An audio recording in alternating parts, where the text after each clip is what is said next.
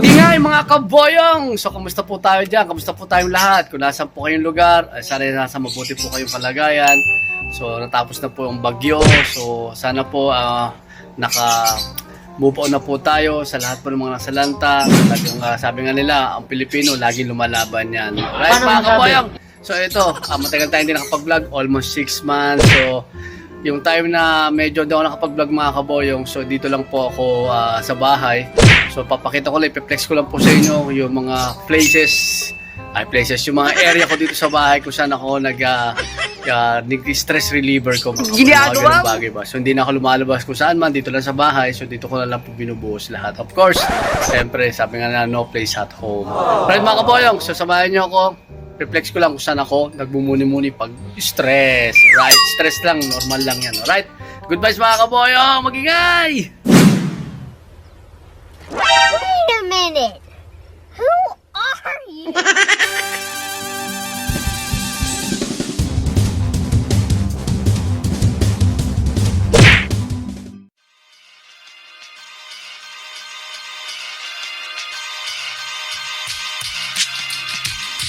Ayan na! Ayan na! Ayan na!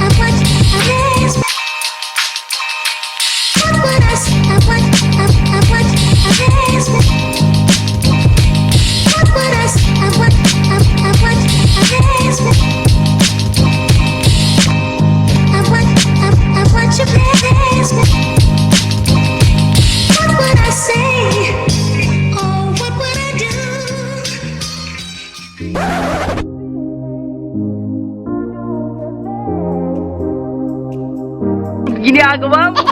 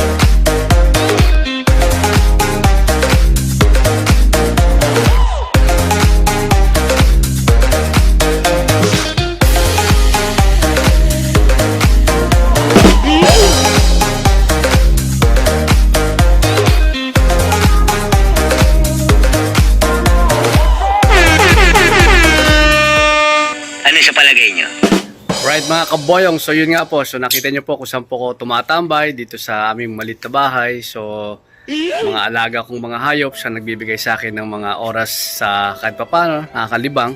So ito nga po mga lovebirds. Yan, different lovebirds po. May African, may Persian, and kung ano po man. So minsan sa umaga hanggang sa gabi, tatambayan ko lang yan mga kaboyong, di ba? Pero pakinggan kahit na hindi natin alam mga sinasabi nila. Yan, nag-usap-usap lang silang ganyan. So kumusta kayo dyan? Magingoy! Magingoy! Ayaw. Mga nahiya sa camera. So aside from that mga kaboyong, syempre, nag-alaga din tayo ng mga isda. Ayan. So meron po tayong dalawang aquarium dito. Meron pa akong isang sineset-up na isa. So ayan, medyo madilim mga kaboyong, di ba? Ayan, dilim tayo, madilim. So ayan, so meron tayong dragonfin, meron tayong parrot, hammerhead, coil, gurami. So sa kabilang area naman, meron tayong goldfish, angelfish, bulbhead ba tawag doon. So ito yung isa pang sineset-up ko. Right, so dyan ako mag-ano. So yung mga ganyang bagay lang mga kaboyo. So ayan. So ito po, welcome po. Shoutout sa Colinas Verdes. Right, sa mga nakakilala po kay kaboyo, nagbablog tayo ulit. Tagal tayong hindi nakapag-vlog.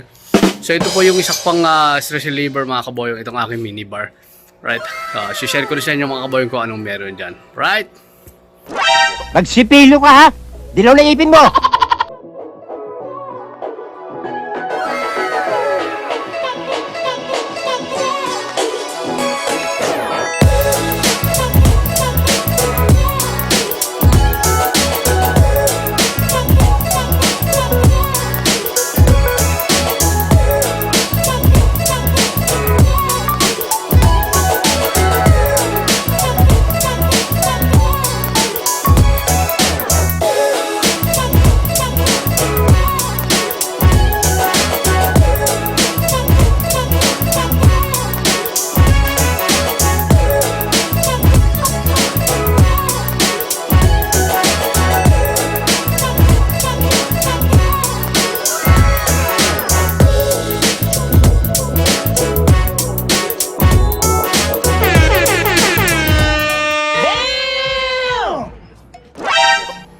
Kaboyong, so nakita nyo na po, na-flex ko na po. So ito po aking minibar. So konting setup lang, diba? Nakaka-good vibes everyday na pagising mo, diba? Sa gabi lalo na may mga ilaw-ilaw. So marami po siyang mga alak, pero hindi naman po talaga ako umiinom mag-isa kasi malungkot po pa mag-isa, dapat laging may ka-sharing, parang mga ganon. So inaano ko lang yan, artist ko paano po, hindi na pa ako pupunta kung saan man, di ba? Nagdi-drink moderately naman tayo mga kaboy. Hindi naman talaga, it doesn't matter naman may barka, ito ka lang unom. So yun nga mga kaboy, yung sineplex ko na po sa inyo. So ito po yung mga places ko dito sa aming munting bahay na kung saan po ako nag-stay. At di na po ako masyado lumalabas. I'm with my daughter, with my family. Yun nga, so dito lang kami. So yung mga kaboy, sabi ko nga, minsan talaga sa buhay ng tao, hindi natin maiwasan yung mag-isip, sa stress talaga, kasama talaga sa buhay para maging matatag. So ito lang yung pinaka-reliever ko mga kaboyong, nag-aalaga ko ng mga hayop. Tapos konting tambay-tambay dito siyempre sa bahay na lang kaysa pumunta ka pa kung sa iba, di ba? So yun lang mga kaboyong, so sana meron kayong konting tips o may mga bagay din kayo na pwede nyong gawing way out. Kahit nasa bahay nyo lang, kung ano yung pinaka-paborito nyong pwesto sa loob ng inyong bahay, right? Pero pinaka-importante dyan kasama nyo yung pamilya nyo. Yun ang pinaka-the best thing to do, right? So, mega shoutout ulit sa aking wife sa Dubai, sa aking family there, sa mga aking bubuo ng Boyong Club sa Dubai. Ingat kayo dyan. So, nagbabalik ang Boyong Club. Alright, nagbablog ulit tayo. Alright, shoutout din dito sa aking mga grupo sa Colinas Verdes. Ang samang SK, right?